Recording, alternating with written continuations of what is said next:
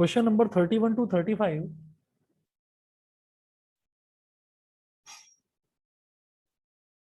Question number 31 to 35 consists of two statements. Question number 31 to 35 consists of two statements.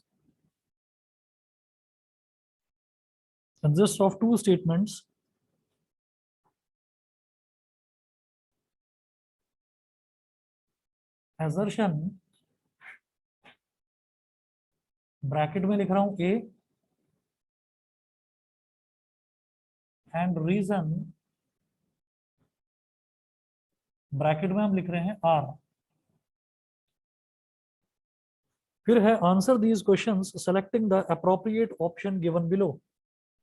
Answer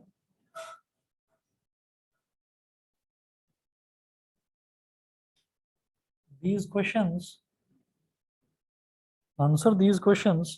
selecting the appropriate option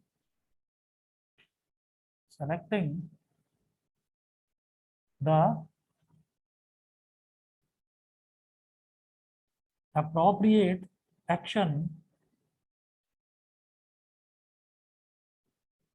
appropriate option sorry selecting the appropriate option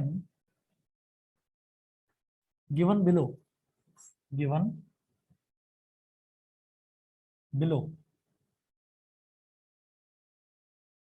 पहले है ए part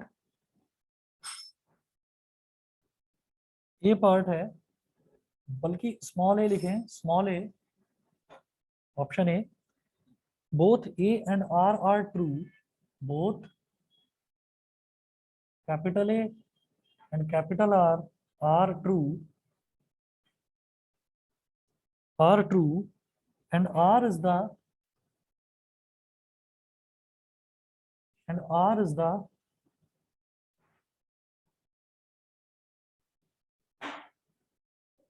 correct explanation. Both A and R are true, and R is the correct explanation of A. Option B.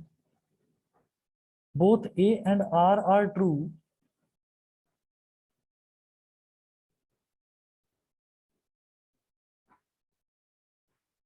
Both A and R are true, and R is not the correct explanation of A.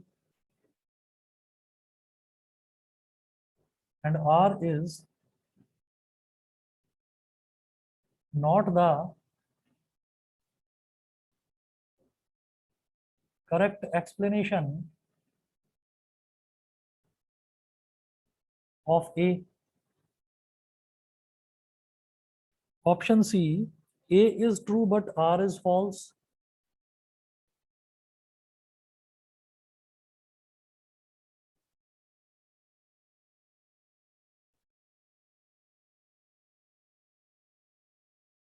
Option D.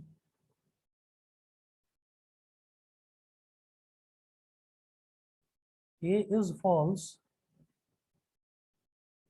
but R is true.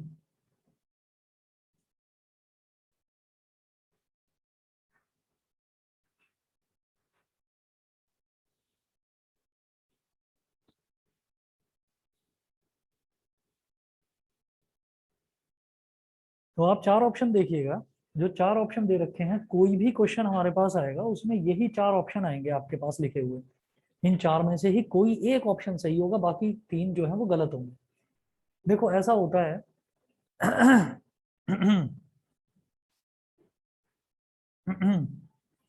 हमें मान लीजिए कोई reason दे रखा है, कोई assertion दे रखी है. Assertion का मतलब होता है कोई स्टेटमेंट. फॉर एग्जांपल कुछ भी लेते हैं, मैं एक असर्शन ले रहा हूं. असर्शन का मतलब होता है स्टेटमेंट. इसका मतलब होता है स्टेटमेंट. हमने बोला कि capital X is the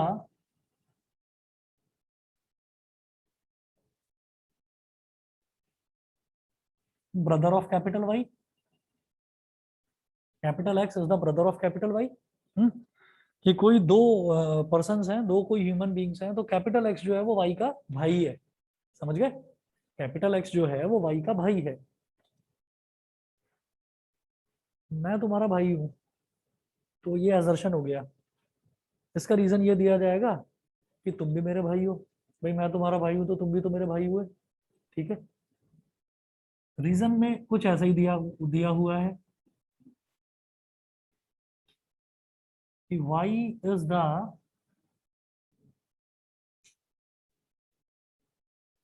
brother of capital x, y is the brother of x। ठीक है, दोनों ठीक लग रहे हैं, दोनों ठीक लग रहे हैं। x is the brother of y, ठीक है, हो सकता है कि x y का भाई हो, ये हो सकता है। ठीक है, और एक रीजन दे रखा है कि इसका रीजन ये है y is the brother of capital x। ठीक है, तो दोनों स्टेटमेंट अपने आप में बिल्कुल ठीक लग रहे हैं, कहीं कुछ गलती तो नहीं है, कुछ उल्टा सीधा लिख रखा हो नहीं ना। ठीक है, तो इसका मतलब क्या है कि अब मैं ये चार ऑप्शंस देखूंगा, तो मैं ये देखूंगा कि मेरे को ये एक असर्शन दे रखा है, एक रीजन दे रखा है, और मैं ये देखूंगा कि इसमें बेस्ट फिट कौन सा ऑप्शन बैठ रहा है। मैं ऑप्शन ए देखूंगा पहले। Both A and R are true, A और आर दोनों ट्रू हैं। ठीक है, and R is the correct explanation of A, ये नहीं है, आर इसका करेक्ट एक्सप्लेनेशन नहीं है। रीजन क्या है? मैंने ये बोला X is the brother of Y, सबसे पहले मैं स्टेटमेंट की बात करूंगा। ठीक है, फिर मैं आऊंगा उसका रीजन पर, तो रीजन पूरी तरह से ठीक नहीं है। रीजन पूरी तरह से ठीक नहीं है, क्यों? क्योंकि ये भी तो हो सकता है कि y is the sister of x, ये भी तो हो सकता है। y is the brother of x, जरूरी है दोनों भाई हो, भाई बहन भी तो हो सकते हैं। कि x y का भाई है तो y x की बहन हुई ना, ये भी तो हो सकता है। ठीक है, तो जब हमको सिबलिंग्स के बारे में बताया ही नहीं कि वो दोनों मेल हैं या दोनों फीमेल हैं, तो मैं ये कहूंगा एजर्शन को तो मैं सही मानकर चलूंगा कि X is the brother of Y, कि एक्स जो है वो वाई का भाई है। लेकिन रीजन जो है वो इसका करेक्ट एक्सप्लेनेशन नहीं है। ठीक है, रीजन इसका करेक्ट एक्सप्लेनेशन नहीं है, तो हम ये कहेंगे ऑप्शन ए तो नहीं है। दूसरा, तो अब आप ये कहेंगे both A and R are true, क्या आर ट्रू है? आर भी ट्रू नहीं है, आर भी ट्रू नहीं है। हाँ, अगर ये दे रखा होता if X and Y are males, अगर ये बता दिया होता कि दोनों मेल हैं, तो फिर हमारा एक्स भी सही होता, हमारा एजर्शन भी सही होता, both A and R are correct and R is the correct explanation of A. ठीक है, तो वो होता। लेकिन अब मुझे रीजन पूरी तरह से गलत नजर आ रहा है, क्योंकि उन्होंने जेंडर नहीं बताया। तो वाई जो है वो उसका भाई नहीं होगा, वाई उसकी बहन भी हो सकती है। तो इसका मतलब both A and R are true and R is not the correct explanation of A ना, ये भी ठीक नहीं है। मैं ये कह सकता हूँ कि A is true but R is false. तो इसमें जो बेस्ट फिट बैठ रहा है ना, वो ये बैठ रहा है सी, A is true but R is false. ठीक है, आर इज फॉल्स आप कहेंगे जी इतनी श्योरिटी से क्यों कह रहे हो, एक्स और वाई दोनों मेल्स भी तो हो सकते हैं। ठीक, तो जब मेरे को दे ही नहीं रखा है, वो कंडीशन ही नहीं दे रखी है, तो मैं ये कहूंगा कि हम एवरी पॉसिबल कंडीशन लेकर चलेंगे। हर एक पॉसिबल कंडीशन में तो फिर ये होगा कि भाई ये स्टेटमेंट, ये जो आपने रीजन लिखा है ना, ये रीजन आपने लिखा ही गलत है, इसमें कुछ ना कुछ पहले आप स्पेसिफाई करिए। ठीक है, तो y can be the sister of x और y can be the brother of x। ठीक है, सभी को क्लियर है? हाँ, तो इस तरह से हाँ, दोबारा बोलो एजर्शन। हाँ, एजर्शन तो ट्रू है, एजर्शन तो ट्रू है, तो इसीलिए तो मैंने सी ऑप्शन बोला कि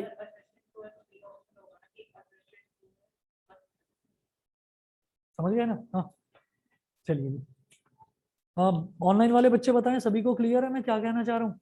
यस सर। Yes sir. हाँ जी, ये मैंने एक एग्जांपल दिया है।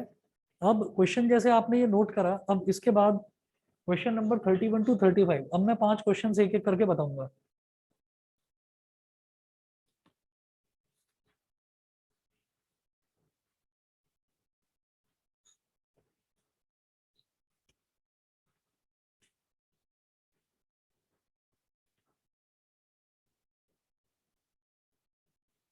क्वेश्चन नंबर 31 है, नोट करें।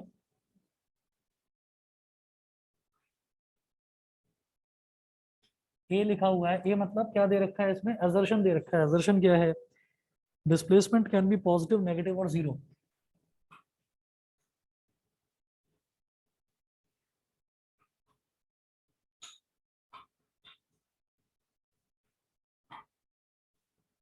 Displacement can be, displacement can be positive, negative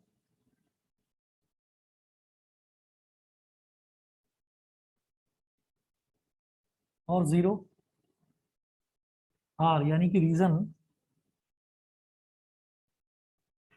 displacement is vector quantity.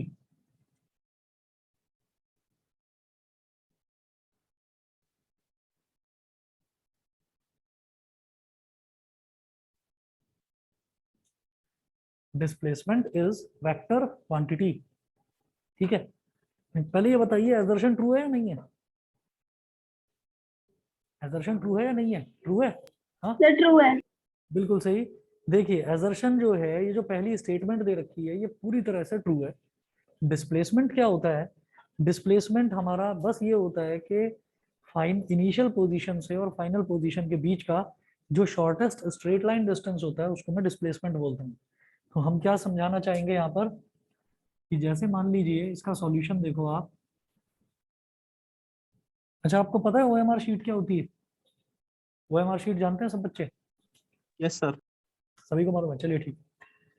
Displacement can be positive, negative और जीरो। इसका मतलब क्या है, मैंने बोला ये हमारा पॉइंट P है और ये पॉइंट Q है। अगर मैंने यहां से स्टार्ट करा और यहां तक मैं चल रहा हूं तो ये मेरा पॉजिटिव डिस्प्लेसमेंट का केस है, पॉजिटिव डिस्प्लेसमेंट का केस हो गया। अब आते हैं नेगेटिव पर, तो जीरो पर आ जाते हैं। ये पॉइंट P है, मैं ऐसे गया, ऐसे गया, ऐसे गया, ऐसे गया,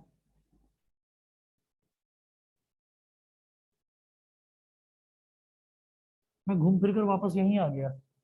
ठीक है, अजीब सी शेप बन गई ना, कोई बात नहीं। हम घूम फिर कर, हमने जहां से जर्नी स्टार्ट करी थी हम वहीं आ गए, तो इस केस में क्या होगा, डिस्प्लेसमेंट कितना होगा, जीरो डिस्प्लेसमेंट।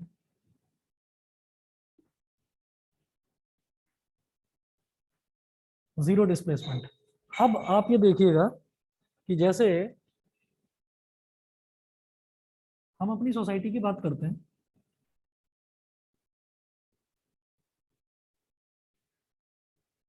ये एग्जिट गेट है, ये एग्जिट गेट है। इधर, इधर जो पहली बिल्डिंग है, एग्जिट गेट के सामने जो पहली बिल्डिंग है वो एफ ब्लॉक है। फिर जो दूसरी बिल्डिंग है वो ई ब्लॉक है, और जो तीसरी बिल्डिंग है वो डी ब्लॉक है। ऐसे है ना, ये एग्जिट गेट हो गया, फिर एफ हो गया, फिर ई हो गया, फिर डी हो गया। फिर इधर डी के इस तरफ जाते हैं तो यहाँ पर एक गार्डन आ जाता है, वो जो सर्कुलर पार्क है वो आ जाता है। इधर से आप अगर देखेंगे तो इधर से क्या हो जाएगा, सी हो जाएगा, बी हो जाएगा और ए हो जाएगा। ठीक, तो खैर मैं इस वाली लाइन की बात कर रहा हूँ। आपने यहाँ एफ ब्लॉक से निकले और एफ ब्लॉक से आप ई ब्लॉक चले गए। ठीक है, आप एफ ब्लॉक से निकले और आप एफ ब्लॉक से ई ब्लॉक चले गए। तो ये जो आपका है ये तो हो गया पॉजिटिव डिस्प्लेसमेंट। फिर अब आपके दिमाग में आता है कि नहीं, मुझे ई ब्लॉक से वापस एफ ब्लॉक पर जाना है। ई ब्लॉक से आप वापस एफ ब्लॉक पर आ गए। फिर आपने कहा कि नहीं, बाहर ना मेरा एक दोस्त खड़ा हुआ वेट कर रहा है, मेरे को उससे बात करनी है, मेरे को वेट करना है उधर, मतलब मेरे को उससे मिलना है जाकर। तो अब आप क्या हुआ कि अब आप अपनी इनिशियल पोजीशन के भी पीछे चले गए। आपकी इनिशियल पोजीशन क्या थी, आपने यहाँ से स्टार्ट करा, यहाँ से स्टार्ट करके आप ई ब्लॉक पर आ गए। ठीक है, तो ये तो आपका हुआ पॉजिटिव डिस्प्लेसमेंट। फिर आपने क्या करा, रिवर्स आपकी जर्नी हुई कि आप वापस ई से एफ पर आ गए। आप वापस ई से एफ पर आ गए तो धीरे धीरे आपका डिस्प्लेसमेंट कम हो रहा है ना, मतलब इनिशियल पॉइंट और फाइनल पॉइंट के बीच का डिस्टेंस कम हो रहा है। फिर आपने क्या करा कि अब आप और पीछे चले गए, और पीछे जाने का मतलब ये है कि अब आप नेगेटिव में चले गए। समझ गए, मैं अपने घर से मैं यहां से निकला और मैं यहां तक आ गया, पॉजिटिव डिस्प्लेसमेंट। मैं इस पॉइंट से फिर वापस इस पॉइंट पर आ गया, जीरो डिस्प्लेसमेंट, और मैं थोड़ा सा पीछे हट गया, तो इसका मतलब क्या है कि मैं जो अपने इनिशियल पॉइंट था मैं उस इनिशियल पॉइंट से भी पीछे चला गया हूं, तो इसका मतलब this is negative displacement. That's why displacement can be positive, negative और zero. Displacement positive, negative, zero होता है। इसका मतलब ए इज ट्रू, है ना। ए इज ट्रू का मतलब क्या है, ए इज ट्रू वाला एक तो ये ऑप्शन दे रखा है ना, ठीक है। दूसरा, displacement is a vector quantity. क्या डिस्प्लेसमेंट एक वेक्टर क्वांटिटी होती है या नहीं होती है, बताओ। यस डिस्प्लेसमेंट एक सर। वेक्टर क्वांटिटी होती है, इसका मतलब ए भी ट्रू है और आर भी ट्रू है, ठीक है। तो ए भी ट्रू और आर भी ट्रू वाले कौन से ऑप्शन दे रखे हैं, ए एंड बी, तो इसका मतलब आंसर अब इन दोनों में से ही होगा, ठीक है। अच्छा, both a and r are true and r is the correct explanation of a। both a and r are true and r is not the correct explanation of a। मतलब assertion और reason है तो दोनों true, लेकिन reason इसका correct explanation नहीं है, ये तो हो गया ऑप्शन बी। a और r assertion और reason है तो दोनों true, और r जो है वो a का correct explanation भी है, r जो है वो a का correct explanation है, ठीक है। तो यहाँ पर क्या बोल रहे हैं आप, कौन सा ऑप्शन होगा, ऑप्शन ए सर होगा ना बी। बेटा, ऑप्शन ए ही होगा, क्योंकि वेक्टर अरे क्वांटिटी में ही ऐसा होता है, vector can be positive, vector can be negative, vector can be zero, ठीक है।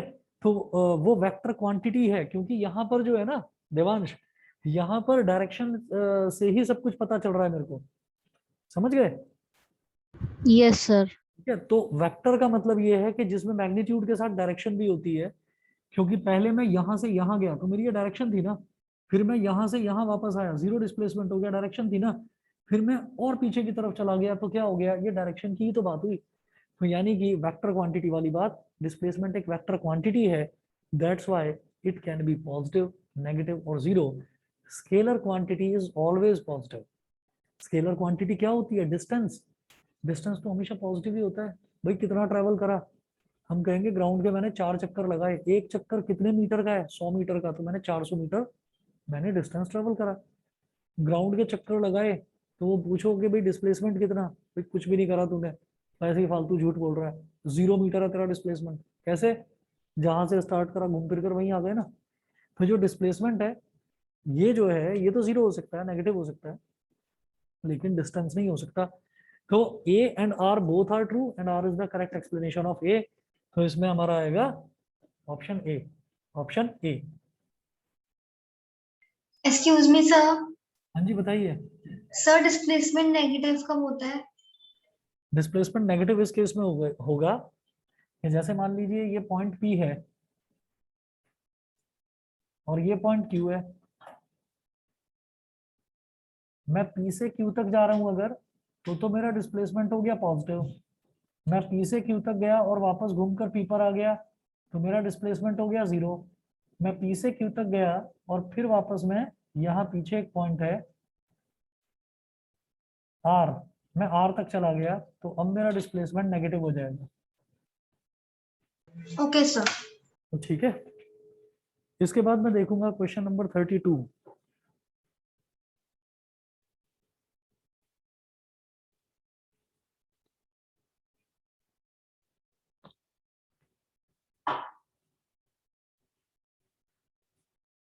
भाई ऑनलाइन वाले बाकी बच्चे बता दें सबको क्लियर है, Simar, Yashika, Vidhi, sir. Sumil, Tiya, yes sir. Clear है ना, देवांश, यस सर। ठीक है बेटा। नेक्स्ट देखेंगे क्वेश्चन नंबर 32। क्वेश्चन नंबर 32 देखिएगा, 32 में है असर्शन दे रखा है ए,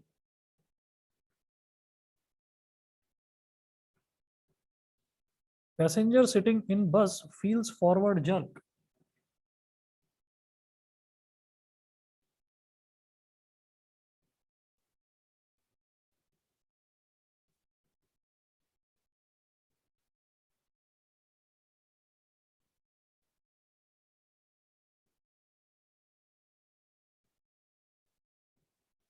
feels forward jerk when driver applies brakes.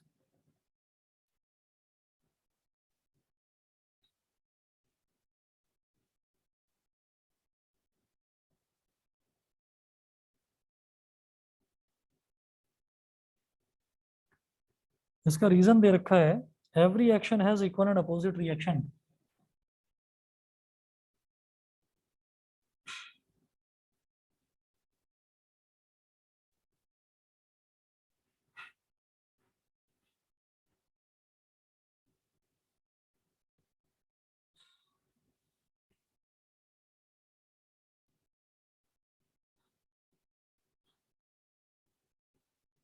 पहले ये बताओ जो एजर्शन है यानी कि जो स्टेटमेंट है वो ठीक है कि नहीं?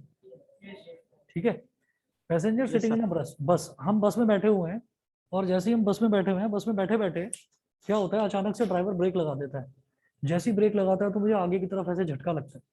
तो ऐसे ही होता है ना, वी फील फॉरवर्ड जर्क। इसका मतलब ये तो ट्रू है। जो ये आर दे रखा है, क्या आर ट्रू है या नहीं? आर भी ट्रू है। Every action has equal and opposite reaction. ठीक है। ये किसका एग्जाम्पल है? इनर्शिया का। इनर्शिया यानी कि फर्स्ट लॉ ऑफ मोशन। ठीक है। क्या होता है, हमने ये देखा था कि हम बस के साथ चल रहे हैं, लगातार हम ट्रेवल कर रहे हैं, तो हमारी बॉडी भी बस के साथ चल रही है। तो हमारी बॉडी का कौन सा पोर्शन है जो बस के साथ चिपका हुआ है? हमारा लोअर पोर्शन चिपका हुआ है। हमारी जो कमर है वो भी हमने ऐसे रेस्ट लगा रखा है, टेक लगा रखी है, वो भी चिपकी हुई है। लेकिन हमारा हेड खुला है ना? हेड हमारा खुला हुआ है, ऐसे वो कहीं टिका हुआ नहीं है। तो जैसे ही बस का ड्राइवर एकदम ब्रेक लगाता है तो हमारी जो पूरी की पूरी बॉडी है वो तो बस के साथ रुक जाती है, लेकिन जो हमारा हेड है वो बस के साथ कनेक्टेड नहीं है, चिपका हुआ नहीं है। Lower portion of the body and my back, ये तो पूरी की पूरी बस की सीट के साथ चिपकी हुई है क्योंकि हम बैठे हुए हैं। ठीक है। लेकिन हेड तो हवा में है। तो every body continues to be in its state of rest or uniform motion until and unless some external force is applied on it। तो ये जो मेरा हेड था ये यूनिफॉर्म मोशन से चलता जा रहा था, चलता जा रहा था, चलता जा रहा था। ठीक है। अचानक से ब्रेक लगा दिए। बाकी की बॉडी जो है वो तो बस से कनेक्टेड है ना, क्योंकि ब्रेक किस में लगे, बस में। बाकी की बॉडी बस से चिपकी हुई है तो बाकी की बॉडी रुक गई, लेकिन हेड नहीं रुका, तो हेड एकदम से ऐसे आगे जाता है। ठीक है। अगर हेड यहाँ से अलग होता तो जाकर गिरता आगे, लेकिन हेड तो बॉडी से जुड़ा हुआ है ना। हेड तो बॉडी से जुड़ा हुआ है तो ये बॉडी खींच लेती है फिर इसको वापस। तो एक जो झटका लगता है इनिशियली वो इस वजह से लगता है। ये सभी को क्लियर है? तो ये जो पहला एजर्शन है ना, ये जो दे रखा है, this is an example of first law of motion. और भाई साहब यहाँ पर आप क्या बता रहे हो, थर्ड लॉ ऑफ मोशन। तो रीजन जो है, रीजन ट्रू है, एजर्शन भी ट्रू है, but reason is not the correct explanation of A. इसका मतलब कौन सा option? Option B. Both A and R true and R is not the correct explanation of A.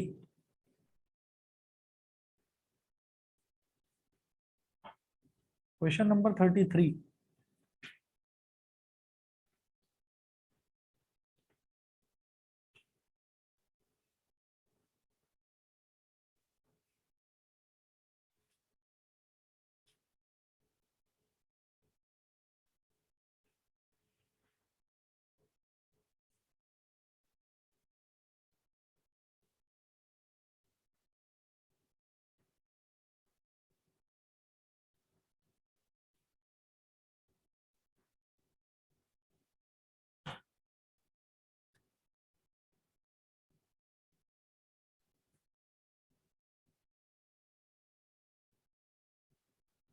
Milk and starch both show Tyndall effect.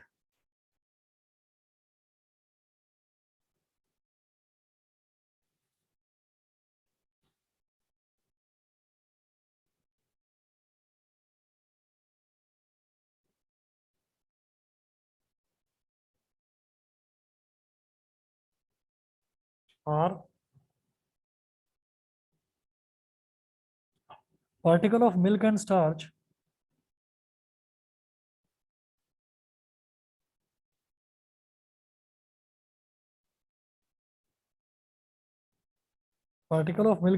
scatter a beam of light?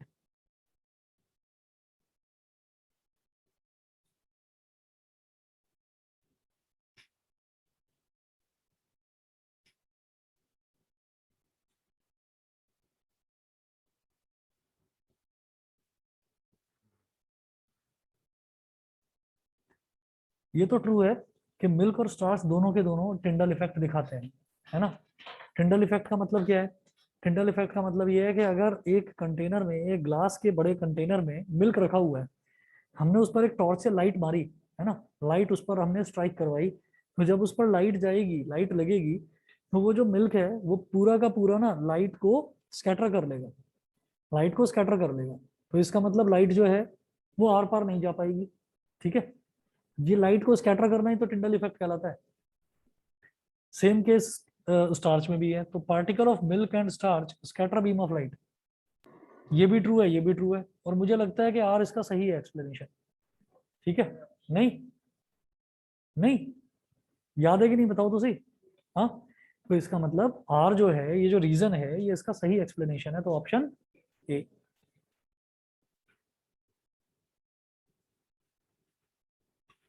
ये सोमिल समझ में आ रहा है? Yes sir. चलिए ठीक है, अगला देखते हैं।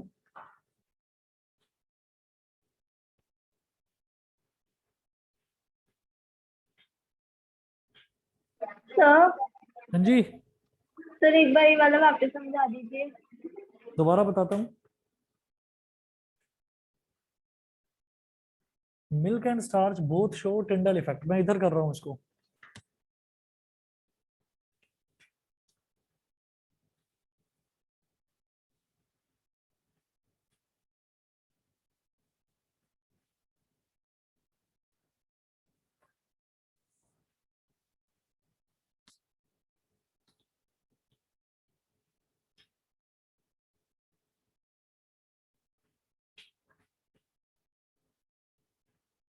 मेरे पास एक ग्लास का कंटेनर है,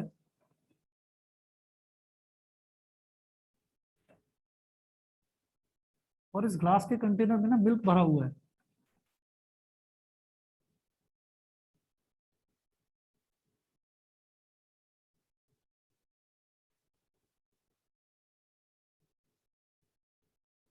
हमने एक टॉर्च ली,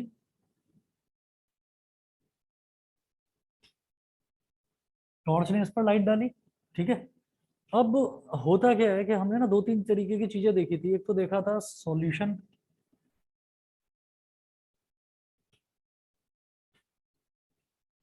एक देखा था सस्पेंशन, और तीसरा क्या था, कोलॉइड। तो हम ये बोल रहे हैं कि जो मिल्क है, मिल्क एक मिक्सचर होता है, मिल्क एक मिक्सचर होता है। इसमें अलग अलग calcium, protein, vitamin, minerals, water, बहुत सारी चीजें इसके अंदर मिक्स्ड होती हैं। That's why it is a mixture, है ना। अब मिल्क की ये प्रॉपर्टी होती है कि लाइट को वो मतलब पूरा का पूरा ये जो मिल्क है ये यहाँ पर जगमगा जाएगा, मतलब ये एकदम से व्हाइट व्हाइट सा आपको और चमकदार दिखाई देने लगेगा।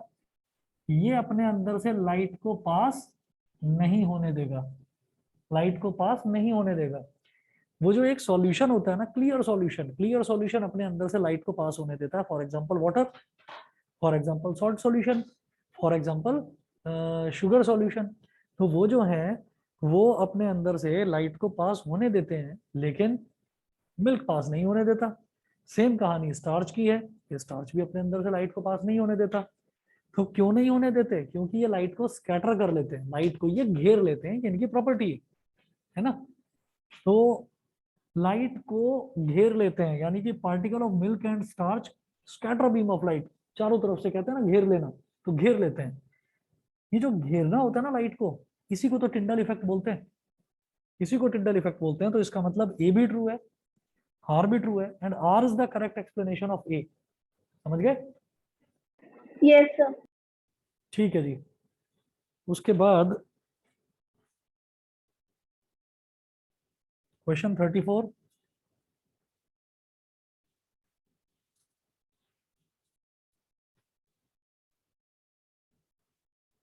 assertion nucleus possess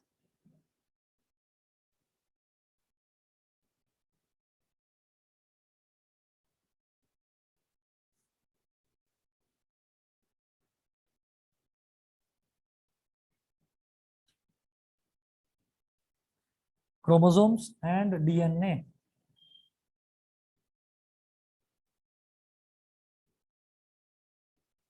और इसका रीजन दे रखा है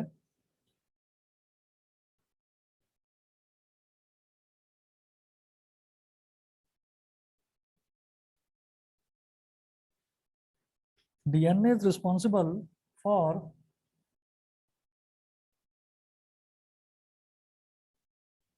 inheritance of characters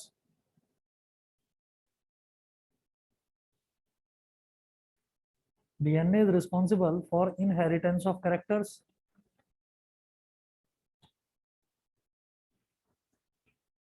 चलिए जी, nucleus possess chromosomes and DNA पता है हमको, पता है। डीऑक्सीरिबो न्यूक्लिक एसिड मतलब वो वाला एसिड जो न्यूक्लियस के अंदर पाया जाता है, ठीक है। तो न्यूक्लियस possess, न्यूक्लियस के अंदर ही होते हैं ये क्रोमोसोम्स और डीएनए, ये हमको पता है। क्यों होते हैं, क्यों होते हैं उसके अंदर, क्या उसका रीजन ये है? नहीं है ना। यहाँ लिखा हुआ है reason, DNA is responsible for inheritance of characters, ठीक है। मेरे पापा बहुत अच्छा गाना गाते हैं तो मैं भी बहुत अच्छा गाना गाता हूँ। ऐसा क्यों है? ऐसा इस वजह से है क्योंकि मेरा और मेरे फादर का डीएनए सेम है। तो मेरे फादर में जो कैरेक्टर है वो कैरेक्टर उनके पास से मेरे पास आ गए। इनहेरिटेंस ऑफ कैरेक्टर्स का मतलब क्या है कि हमने अपने पेरेंट्स से उनके कुछ कैरेक्टर्स अपना लिए, कुछ कैरेक्टर्स ले लिए, ठीक है।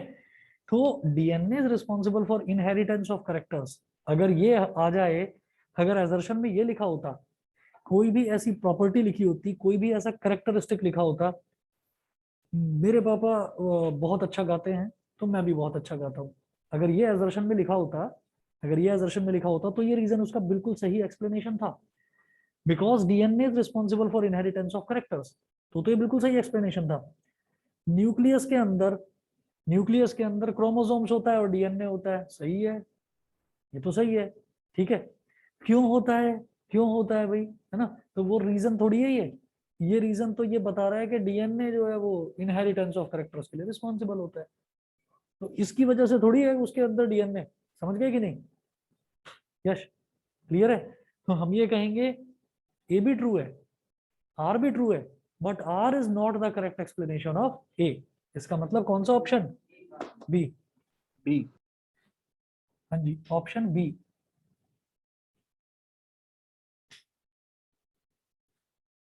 याद रखना, फंडामेंटल यूनिट ऑफ लाइफ और टिश्यूज के जब तक नोट्स लर्न नहीं करोगे तब तक क्वेश्चन नहीं सॉल्व कर सकते, ठीक है ना। क्वेश्चन नहीं सॉल्व कर सकते, गड़बड़ हो जाएगा सब कुछ। ये मत सोचना एमसीक्यू है तो ऐसे ही हो जाएगा तुक्का लगाकर। चलिए आगे चलते हैं, इधर कर रहा हूँ 35।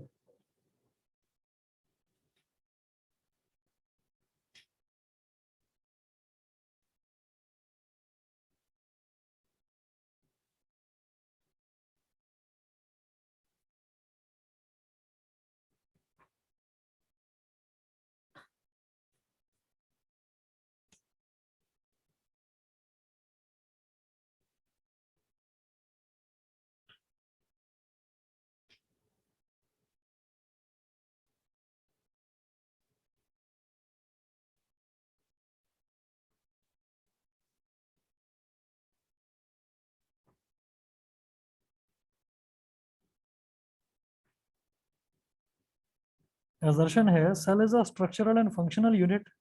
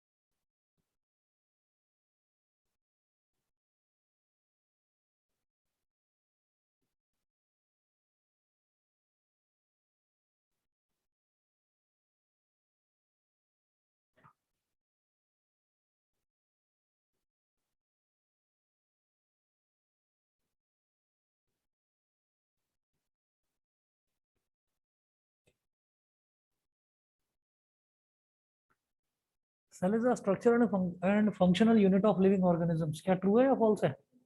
ट्रू है, सही है। चलिए, आर है new cells are not formed by cell division of pre existing cells, false है। इसका मतलब ऑप्शन कौन सा है? हाँ, सी है। ए इज ट्रू बट हाँ, आर इज false. फॉल्स, तो ऑप्शन सी।